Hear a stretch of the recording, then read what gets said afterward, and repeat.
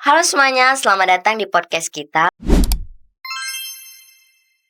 Pada kali ini kita akan bahas nih sedikit tentang student leader mindset, di mana nanti kita akan berbincang-bincang tentang tumbuh bergerak serta memimpin. Nah, jadi kita kedatangan tamu dari kalau kemarin kita kedatangan tamu dari Unimed, sekarang kita kedatangan tamu dari kampus yang dikenal dengan kampus hijau ya. Nah, pada tahu nggak kampus hijau itu apa?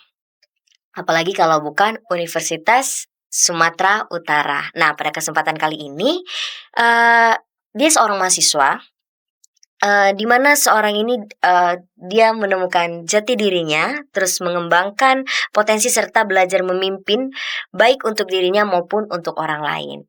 Langsung saja kita sambut untuk narasumber kita, Kak Indah. Halo semuanya, aku Rozina Indah Priyanti, biasanya dipanggil Indah, aku mahasiswa jurusan Administrasi Bisnis USU dan sekarang aku lagi aktif jadi leader di organisasi Youth Ranger Indonesia Regional Sumatera Utara. Oke Kak Indah, nah, makasih ya Kak Indah udah perkenalkan dirinya. Nah, Kak Indah boleh dong cerita nih sedikit tentang, awal perjalanan Kakak, kenapa sih Kakak pilih administrasi, bisnis? Oke, thank you Kak Oni. Kalau ditanya, kenapa aku pilih administrasi bisnis, memang aku dari awal, dari SMA itu aku udah milih jurusannya IPS dan aku Mhm. dari dulu juga udah tertarik sama dunia bisnis. Jadi, aku rasa kalau memilih administrasi bisnis dan di USU gitu ya, itu jurusan yang tepat buatku karena memang aku interest sama dunia bisnis gitu dari awal, gitu sih, Kak. Oh jadi karena ada ketertarikan Iya, gitu ya Kak ya, heeh, makanya pilih mhm. bisnis, oke. Nah, terus juga kan Kak Indah, awal pertama kali nih Kakak masuk administrasi bisnis itu, apakah ada orang-orang yang kayak kasih-kasih arahan gitu kayak, "Udah masuk ini aja," atau kayak memang pure itu kemauan Kakak itu? Memilih ke Mhm, jurusannya? iya, Oh, kalau itu memang dari aku sendiri sih dan kebetulan juga alhamdulillahnya orang tua juga support apapun yang aku mhm, pilih selama aku konsisten gitu, aku mhm. tanggung jawab sama apa yang udah aku pilih gitu kan. Jadi, kalau ditanya ada dorongan dari yang lain-lain, nggak ada sih Kak, memang dari akunya sendiri aja gitu. Oke. Nah jadi, itu berarti kemauan sendiri ya, Mhm, terus juga kan Kak Indah, kalau misalnya kita nih udah kuliah nih, mhm. udah kuliah pasti kan itu ada nih tantangan-tantangannya. Nah kira-kira tantangan apa sih Kak yang buat Kakak ngerasa kayak, "Wah aku tertantang banget nih," gitulah bahasanya? Oke. Waktu awal-awal kuliah sih Mhm. kayaknya sih, Kak, karena kan itu transisi dari SMA ke kuliah Iya gitu kan, benar.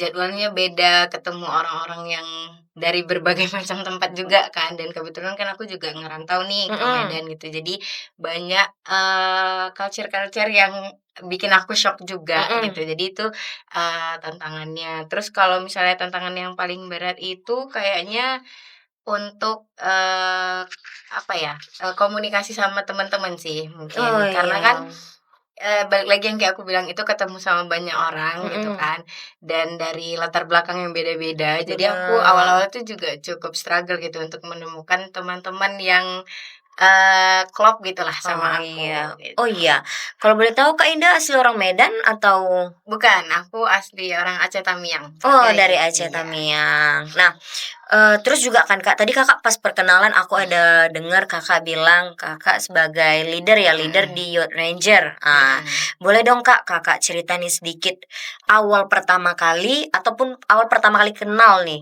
"Ih kok ada komunitas ini ya?" oke. Ketertarikannya apa itu Kak? Oke, awalnya itu, aku kan tadi bilang kalau misalnya aku struggle sama teman-teman yang, Mhm, di kampus gitu iya kan. iya. Tapi dari situ tuh aku, jadi pengen punya teman-teman lain yang di luar kampus gitu. Mhm. Jadi aku mulai nyari-nyari nih di, Instagram, di TikTok gitulah, di, Google juga gitu. Apa sih organisasi yang cocok untuk di eksternal gitu, Iya. nggak cuma di internal kampus aja. Nah, ketemulah si Youth Ranger ini di, Mhm. waktu itu di salah satu konten TikTok gitu. Oh. Tapi waktu itu aku ngelihatnya yang, Youth Ranger pusat yang ada di Jakarta gitu Mhm. kan. Ternyata di Sumut juga ada regional Sumatera Utaranya dan, waktu itu aku ngelihatnya kalau nggak salah di bulan 11 kayaknya Mhm. dan di Januari mereka open recruitment gitu. Oh, iya Nah, iya iya. aku tertarik untuk nyobalah di Mhm. YRI ini kan, singkatnya YRI aja Oh, lah iya. ya, Kak, Boleh boleh YRI boleh. aja ya, Biar gampang kita heeh. ya. Jadi, aku cobalah di YRI itu dan, alasan lainnya itu karena aku, ngelihat juga di YRI ini fokusnya memang untuk perkembangan skill anak muda gitu. Mhm. Jadi, apa skill-nya tetap di-support gitu Oh. sama organisasi ini gitu. Nah, aku rasa itu cukup baik untuk perkembangan aku sendiri dan Mhm. untuk, karir aku ke depannya untuk nge-upgrade skill Mhm gitu kan, mhm. Kak. Jadi, aku mutusin untuk, daftar di Januari 2025 tahun lalu gitu. Oh. Nah, kalau itu kan tadi manfaat untuk Mhm, diri Kakak sendiri ya, tapi kalau manfaat untuk orang lainnya itu gimana tuh, Kak? dari YRI-nya? Yes, benar, Oke. Kak. Kalau di YRI, khususnya di YRI Sumatera Utara, Mhm. itu kami, berdasarkan dari SDGs, Kak. Jadi, Mhm. kan ada poin-poin Sustainable Development Goals itu kan. Iya. Jadi apapun Pokja yang dibuat sama YRI ini harus berlandaskan dari salah satu poin itu, gitu. Jadi Mmm. kayak contohnya itu kemarin tuh ada lead first itu kayak literasi. Nah, itu kan Mhm. sejalan juga sama, poin SDGs yang keempat tentang edukasi gitu. Iya. Jadi, itu juga ngundang banyak volunteer, Kak, di Leadverse itu dan juga ada kemarin tuh nanam pohon mangrove gitu. Nah, Mhm. itu kan bermanfaat juga tuh untuk lingkungan Lingkungan, sekitar heeh, ekosistem, iya gitu benar benar sih. benar, oke. Nah, eee, kalau di itu organisasi itu ya, Kak, ya? Mhm, Komunitas, organisasi iya sih ya, komunitas sih, Kak. lebih tepatnya Mhm, komunitas ya, Kak, ya? Pasti tuh ada yang namanya itu student, leader-nya ya kan ya, Kak, ya? Nah, aku mau nanya nih, Kak, pentingnya nih bagi mahasiswa nih, terutama untuk mahasiswanya itu ya, mhm, Kak, itu gimana tuh, Kak? Pentingnya leader untuk mahasiswa itu sendiri? untuk ini punya peran pemimpin atau pemimpinnya ke mahasiswa nih? Punya peran pemimpin, kita kan ini Ke sebagai diri mahasiswa sendiri gitu mhm, iya maksudnya, benar oke. benar, Kak. Menurut aku sih, cukup penting ya karena balik lagi untuk diri kita sendiri itu kita harus punya sifat memimpin, nggak harus memimpin orang lain kan, Mhm. tapi untuk diri kita sendiri itu kita harus punya kontrol diri, kita Oh harus iya, bisa benar mimpin diri benar. kita sendiri kayak gitu. Boundaries-nya ya, Kak, ya, Iya, benar gitu. benar. Jadi menurut aku kalau untuk mempelajari leadership itu Mhm. penting banget, nggak harus untuk ke semua orang, Mhm. tapi untuk ke diri sendiri juga penting sih, Oh Kak. iya, benar benar benar, Kak. Terus juga kan, Kak, eee, selama kuliah nih Kakak di USU, pernah nggak terlibat organisasi yang di dalam USU-nya itu? Kalau itu kan tadi eksternalnya ya, Iya. Kak, ya, kalau di dalamnya itu gimana tuh, Kak? Pernah juga. Aku kebetulan, sebelum jadi leader ini, aku tuh jadi staff di HMJ. Oh, HMJ, Nah, ya ya. HMJ itu kalau administrasi bisnis itu namanya Improdias, Ikatan Mahasiswa Program Studi Ilmu Administrasi Bisnis, Mhm. FISIP USU gitu kan. Mhm. Nah, aku saat itu menjabat, jadi staff di divisi project management gitu. Mmm, jadi selama Kakak kuliah ini, Mhm. kira-kira organisasi yang udah pernah Kakak ikuti itu udah berapa itu, Kak? Kalau selama kuliah 2 sih, satu internal yang Improdius itu, Mhm. satu lagi eksternal yang YRI. YRI, oke. Kalau itu berarti semuanya ada leader-nya itu ya kan ya? Ada. Oke. Jadi leader itu nggak mesti ada jabatan itu ya, Kak? Mhm. Cuman ya kita harus punya boundaries di Iya, diri kita diri sendiri kita gitu ya, sendiri. Kak, ya? Benar benar benar. Terus oke, Kak Indah, tadi kan kita udah bahas nih sedikit tentang organisasi-organisasi Kakak. Nah, sekarang aku mau tanya nih, Kak, pernah nggak Kakak di USU itu ikut kepanitiaan? Pernah Kak, Mhm. selain dari organisasiku, aku juga pernah ikut kepanitiaan lain di FISIP. Waktu itu Mhm. ada namanya, FISIP donor darah dan, Mhm. itu progenya BEM sebenarnya. Tapi Mhm. kan aku bukan bagian dari BEM gitu kan, Mhm. aku nggak anggota BEM, tapi aku ikut kepanitiaannya gitu. Waktu itu aku jadi divisi humasnya, gitu. Oke, Kak, sebagai divisi humasnya Mhm. ya, Kak, ya. Berarti Kak Indah ini cukup aktif dalam organisasi serta Iya, kepanitiaan, baik di dalam kampus maupun di di luar luar ya, Kak, ya. kampus. Keren sekali Kak Indah ini ya. Thank you, Terus Kak. juga terus juga nih, Kak, tantangan terbesar menurut Kakak nih yang udah pernah Kakak ikuti di organisasi ataupun di kepanitiaan yang menurut kakak paling kayak aduh ini struggle banget nih gitu, kira-kira itu ada nggak kak? Struggle-nya itu menurutku adalah nyatuin beberapa pendapat sih kak. Jadi kalau misalnya kita kerja sama-sama, kalau kepanitiaan ataupun organisasi itu kan biasanya memang uh, bekerja sama gitu kan, antar divisi maupun di dalam divisi itu sendiri. Benar-benar. Gitu. Nah dari divisi itu aja pasti punya banyak kepala, dan untuk menyatukan pendapat itu yang seringkali jadi struggle gitu loh. Untuk menemukan jalan tengahnya tuh apa gitu. Itu sih, Kak. Nah solusinya itu gimana nih kak? Terutama untuk kalau misalnya kakak ini kan sebagai apa ya, ketua umumnya. Nah, itu kira-kira solusinya tuh gimana biar supaya tahu nih sobat-sobat mahasiswa yang lainnya. Oke, kalau aku biasanya itu kan kalau di YER itu ada monthly meetingnya. Jadi 1 bulan sekali itu, dan juga ada 1 minggu sekali itu weekly meeting. Nah, di situ biasanya kami tuh memberikan masing-masing pendapatnya gitu loh. Jadi meetingnya itu dibuat apa ya bahasa ini, sebenarnya nggak formal banget, tapi semua anggota itu berhak untuk ngasih pendapatnya. Jadi untuk menemukan solusinya pun dicari bareng-bareng di situ gitu loh kak. Jadi entah itu nanti kita memilih satu pendapat yang dirasa cocok, atau justru kita malah menemukan pendapat lain gitu. Dari hasil pendapat ini dengan pendapat ini kita gabungkan, jadilah jalan tengahnya kayak gitu. Jadi biasanya dirembuin bareng-bareng gitu sih. Oh, Kak. Intinya komunikasi ya kak. Iya, Oke. Komunikasi itu penting banget ya kak. Iya. Terus juga kan Kak Indah, pengalaman kakak nih sebagai pernah mengikuti organisasi serta kepanitiaan itu berpengaruh nggak di kelas sebagai mahasiswa? Berpengaruhnya mungkin aku bisa bilang berpengaruh, karena tapi berpengaruh dengan positif sih. Karena kalau misalnya bicara akademik, alhamdulillahnya juga aku aman-aman aja, nilainya nggak ada yang tertinggal. Perubahannya itu kalau di organisasi atau di kepanitiaan itu kan kita terbiasa untuk ngomong gitu ya kan. Benar-benar. Jadi itu terasa juga di kelas. Jadi aku lebih berani untuk misalnya kalau dosen nanya, aku berani untuk jawab gitu. Atau kalau misalnya aku ada yang kurang jelas, biasanya aku tuh berani untuk nanyain. Nah itu efek atau pengaruh dari organisasi atau kepanitiaan yang sering aku ikuti sih kak. Gitu. Jadi lebih berani untuk ngomong aja. Benar-benar. Berarti secara nggak langsung public speakingnya terbentuk gitu ya kak. Apalagi di kampus kita sering presentasi ya kak ya. Itu juga berpengaruh. Karena udah terbiasa ngomong kan. Iya benar kak. Iya kadang salah satu ketakutan mahasiswa nih ngomong ya kan kak. Betul, takut salah, takut ini. Padahal seharusnya kita sebagai mahasiswa ya udah ngomong aja asalkan itu sopan ya kak ya. Benar. Terus juga nih kak, tanggapan kakak nih untuk kalau kan ada nih kak mahasiswa yang kupu-kupu, kuliah pulang.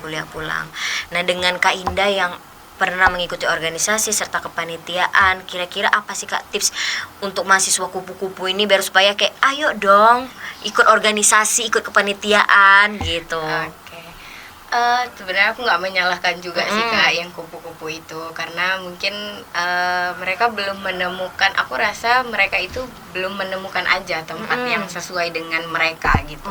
Jadi mungkin dari kita yang pernah aktif di organisasi atau pernah aktif di kepanitiaan, mungkin bisa diajak aja gitu loh teman-teman yang sekiranya nih agak-agak kupu-kupu.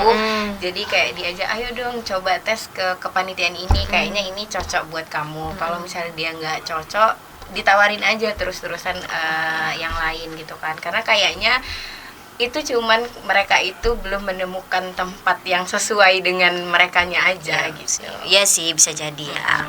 Terus juga kan Kak Indah, pelajaran nih selama kakak kuliah, ini kakak semester berapa kak? Semester 6. Semester 6 itu udah mau skripsian ya kak ya. Terus juga pelajaran apa yang menurut kak paling berharga, kayak wah ini memoris banget ini selama kakak menjalani kuliah di jurusan administrasi bisnis? Oke. Salah satunya itu ada satu mata kuliah itu namanya seni dan kebugaran. Memang namanya seni dan kebugaran, tapi waktu itu kami disuruh buat event Kak. Jadi buat event, dan waktu itu kelompok aku tuh buatnya nama eventnya Funsite. Funsite itu seminar berupa ya seminar gitulah yang membahas soal brand dan branding gitu. Jadi untuk memenuhi mata kuliah tersebut kami membuat event tersebut. Jadi kami kayak jadi kepanitiaannya gitu Pak.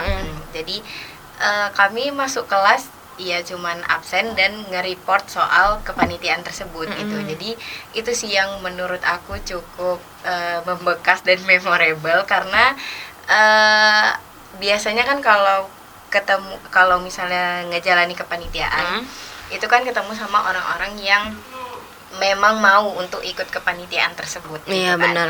Sedangkan kalau di Funsite kemarin yang satu kelompok aku itu kan ya kayak tadi ada yang orang yang kupu-kupu, ada yang diem aja. Iya, gitu. kadang ada teman kita yang susah diajak ngomong Iya, gitu ya Kak. susah untuk beberapa susah untuk diajak Komunikasi. kerjasama lah gitu kan. Nah, tapi mau nggak mau kita tetap harus kerja sama mereka, Iya, karena benar. itu untuk memenuhi nilai. Iya, kan, benar, gitu. benar. Jadi itu yang cukup struggle dan memorable buat aku selama agak kuliah. ekstra gitu ya Kak. Itu Gimana waktu nih di biar semester 4 sih. Oh, di semester 4. Berarti itu program kampus maksudnya program kelas gitu ya? Iya, mata kuliah Kak. Gitu. Oh, mata kuliah. Cuman untuk dapetin nilai dan memenuhi mata kuliah itu kami harus buat kegiatan itu.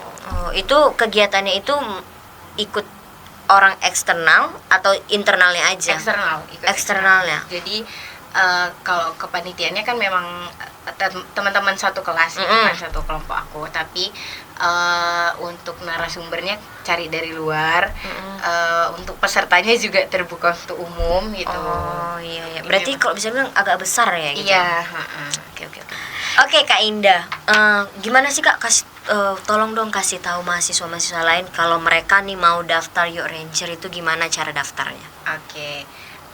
Kebetulan untuk periode yang 2026 tuh kami udah close ya Kak, sampai bulan Januari kemarin. Tapi nanti teman-teman kalau mau coba di 2027 bisa di Januari, biasanya tuh buka di Januari. Jadi pantengin aja Instagramnya dan TikToknya YRI, ada di Instagramnya youthranger.sumut. Biasanya itu diposting di awal-awal Januari tuh pasti udah buka open recruitment-nya gitu. Kalau untuk masuknya di situ kami ada beberapa seleksi sih Kak. Yang pertama itu seleksi administrasi, apakah itu CV-nya gimana, terus portofolio gitu kan, secara administratif lah. Kemudian yang kedua itu kami ada namanya LGD session, itu leaderless group discussion.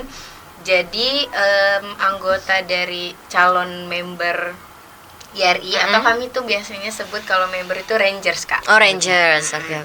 Jadi calon Rangers ini dikumpulin di satu tempat dan dibagi-bagi jadi beberapa tim. Lalu mereka itu bakalan diskusi tapi nggak ada pemimpinnya di satu tim itu. Jadi gimana caranya kita ngasih pendapat tapi nggak boleh terlalu dominan daripada teman-teman yang lain. Jadi nggak boleh egois juga di situ. Tapi kita tetap harus aktif kan untuk ngasih pendapat itu. Itu LGD session. Baru setelah itu bakal ada interview masing-masing gitu ya, antara Rangers, calon Rangers tadi dengan kadifnya atau dengan aku sebagai leadernya gitu. Baru yang terakhir itu ada namanya probation. Probation itu kayak semacam magang, tapi iya sih magang sih sebutannya. Jadi ada dua divisi yang mereka pilih, calon divisi yang mereka pilih. Misalnya mereka pilihnya public relation sama HRD gitu. Jadi selama di probation ini mereka tuh mengerjakan tugas-tugas yang biasanya dikerjakan sama public relation dan juga HRD gitu. Itu biasanya probationnya 2 minggu. Baru setelah itu mereka akan diputuskan fix menjadi Rangers atau tidak gitu. Oh, berarti dia ada masa magangnya gitu ya Kak. Baru kalau udah selesai itu kira-kira masa magangnya berapa? 2 minggu. Jadi 1 minggu pertama itu untuk tugas di divisi pilihan 1, minggu kedua baru tugas di divisi pilihan kedua. Berarti setelah magang berarti kita magang itu belum tentu kita jadi anggota. Belum. Oh, iya. Ketat sekali ya Kak seleksinya ya Kak. Nah, terus juga kan Kak di Youth Ranger ini pasti kan ada nih buat kegiatan gitu. Gimana sih Kak tips-tipsnya untuk mahasiswa lain supaya bisa apa ya, dapat sponsorship Oke. gitu? Kalau memenuhi anggaran biasanya kami selain pakai uang kas, kan memang ada uang kas internal gitu kan. Kami biasanya nge-approach berbagai sponsor juga. Bisa kita nyiapin proposal untuk sponsor tersebut, dan kita nyiapin juga